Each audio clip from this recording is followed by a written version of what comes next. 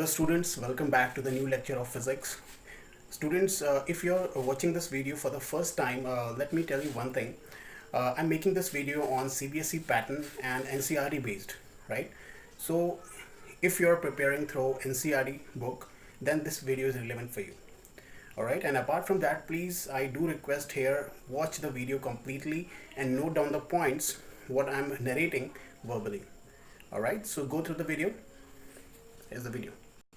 Hello student, welcome back. Student, in the last class we have discussed about the potential energy difference, and in that case what we have considered a bigger positive charge capital Q at the origin, and r distance away there's a test positive charge we have taken, and we were moving this charge from one point to another point and doing the work done over this charge.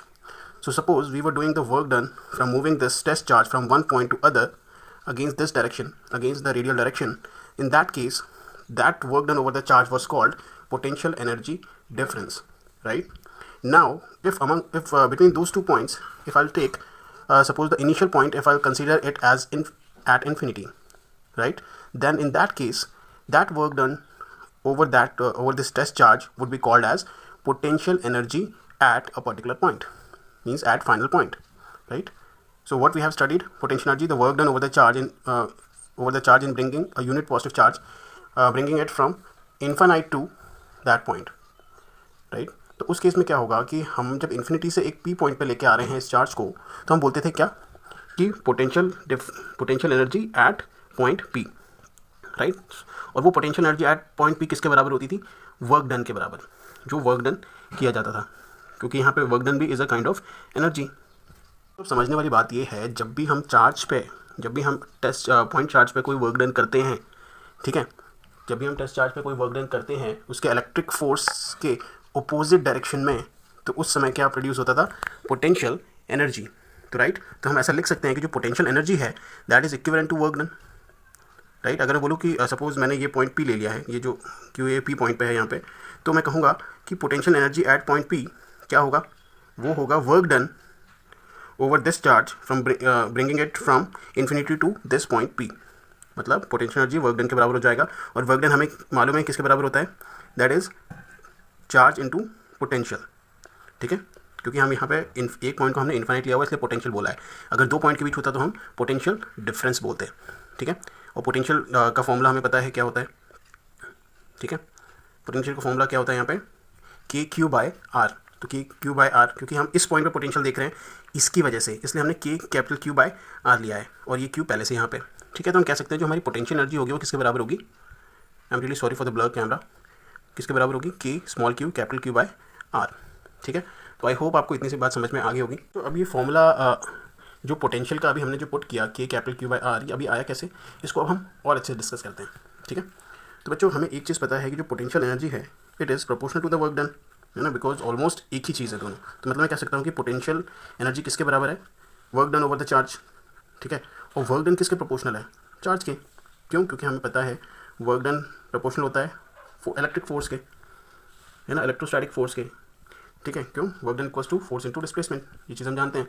और ये जो force होता था ये किसके proportional होता था? Charge के, क्योंकि हमें पता था क्या होता है F equals to q E, ये भी हम जानते हैं। तो अब देखिए कि वर्क डन फोर्स के प्रोपोर्शनल है, फोर्स चार्ज के प्रोपोर्शनल है, तो मैं कह सकता हूँ कि वर्क डन चार्ज के प्रोपोर्शनल है। डेफिनेटली मैं ऐसा कह सकता हूँ, ठीक है? तो बच्चों, अब हमें एक चीज़ और पता है कि अगर मैं वर्क डन बाय चार्ज का रेशियो ले लूँ तो मेरा पोटेंशियल आ जाएगा, पोटेंशियल डिफरेंस आ जाएगा, ठीक है? तो मैं लिख सकता हूँ कि जो पोटेंशियल डिफरेंस होगा ये work done between 2 points by जिस चार्ज को हम ले जा रहे हैं 2 पॉइंट्स के बीच में, ठीक है? तो हम इसको ऐसे भी लिखते हैं कि पोटेंशियल डिफरेंस कैसे होगा। सपोज हम उस समय कहाँ से, पी पॉइंट से, तो यहाँ देखो ये फिगर हमने पहले भी डिस्कस किया था। हम इस टेस्ट चार्ज को आर से पी की तरफ ले जा रहे थे, है ना? तो पोटेंशियल डिफरेंस कितना होगा, है ना, यहाँ का पोटेंशियल माइनस यहाँ का पोटेंशियल, ठीक है? तो पोटेंशियल डिफरेंस कितना होगा? Higher potential minus lower potential, और you can also say that final potential minus initial potential, ठीक है? तो इसको मैं और कैसे लिख सकता हूँ कि जो मेरा पोटेंशियल डिफरेंस है वो कैसा होगा कि पोटेंशियल एट पॉइंट पी क्या होना चाहिए भाई? Work done upon charge. लेकिन वर्क डन हम यहाँ पे किसको मान रहे हैं? पोटेंशियल एट पॉइंट पी को, क्योंकि मैंने अभी आपको यही बोला था कि वर्क डन एट, है ना, वर्क डन कितना होगा? पी इन्फिनिटी से पी पॉइंट ले जाने पे यू पी के बराबर, ठीक है? माइनस वी आर की जगह हम लोग क्या लिख सकते हैं सिमिलरली? I'm सॉरी, ये वी पी की जगह हम क्या लिख सकते हैं, वर्क डन बाय चार्ज, जिसको लेके आ रहे हैं स्मॉल क्यू, और वी आर की जगह हम क्या लिख सकते हैं, मतलब इन्फिनिटी से हम वी आर पॉइंट पर ला रहे हैं, मतलब work done, this work done by small Q, है ना। और ये किसके बराबर है, वर्क डन किसके बराबर है, यू आर के, मतलब पोटेंशियल एट या potential energy at point R, तो ये हो जाएगा यू आर बाई क्यू। ठीक है, तो बच्चों आप एक चीज़ ध्यान रखना, this is not potential, this is potential difference, this is potential difference, potential नहीं है, दिस इज़ पोटेंशियल डिफरेंस है। पोटेंशियल तब होगा जब ये जो वी आर है, इस आर पॉइंट हम इन्फिनिटी ले लेंगे, मतलब ये वी इन्फिनिटी होगा, और वी इन्फिनिटी कितना होता है हमें पता है, जीरो होता है, मतलब पोटेंशियल एट इन्फिनिटी कितना होता है, जीरो होता है। अब बच्चों ध्यान से देखिए, अब हम बात करें potential due to a point charge. ठीक है, मतलब पॉइंट चार्ज की वजह से कितना पोटेंशियल होता है। ठीक है, अब वो हम देखेंगे। तो बच्चों हम क्या करते हैं, अब आप देखिए यहाँ पे ओरिजिन पे सेम हमने यहाँ पे पॉजिटिव कैपिटल क्यू चार्ज लिया है ना, और यहाँ पी पॉइंट है जो कि ओरिजिन से आर डिस्टेंस पे है। ठीक है, और हमें जो है पोटेंशियल इसकी वजह से यहाँ पे ही फाइंड करना है। ठीक है, पोटेंशियल हमें यहाँ पे फाइंड करना है।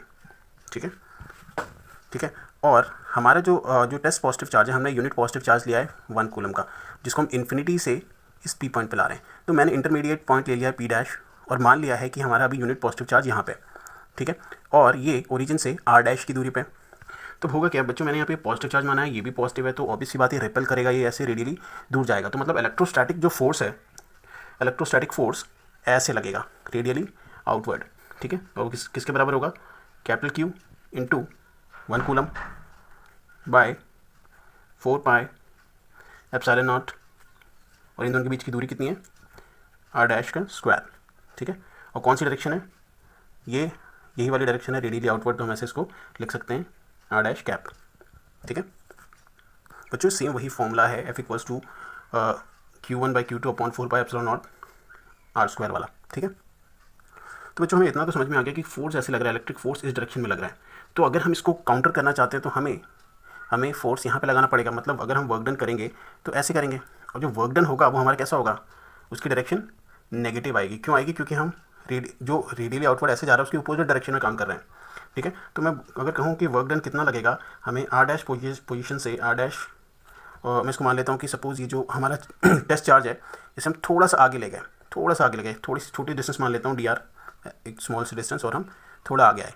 ठीक है, तो मैं मान लेता हूँ कि आर डैश से, इस आर डैश पोजीशन से हम कहाँ पे आए, r dash minus d r position पे आ गए, r dash minus d r position पे। तो उसमें वर्क डन कितना हुआ होगा, वर्क डन हुआ होगा क्यू बाय, है ना, क्यू बाय, भाई देखो वर्क डन का फॉर्मूला आप लोग जानते हो क्या होता है, वर्क डन का फॉर्मूला क्या होता है, फोर्स इनटू डिस्प्लेसमेंट। ये चीज़ आपने पहले से पढ़ी है।